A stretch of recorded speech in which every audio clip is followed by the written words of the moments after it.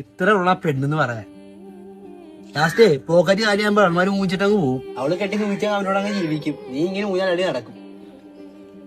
2 ദിവസമുണ്ടല്ലോ അവിടെ കല്യാണത്തിന്. 2 ദിവസവും നീ ആ കത്തി കണ്ട?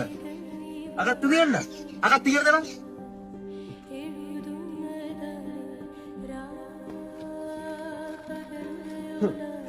പടിപ്പുരയ്ക്കൽ ഷറഫുദ്ദീന്റെ മകളും ജമീല ബിയുടെ മകളായ ആസിയ വിവാഹിതയാകുന്നു.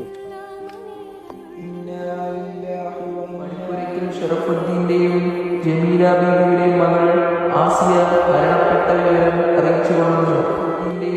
ജമീല ബീവിയുടെ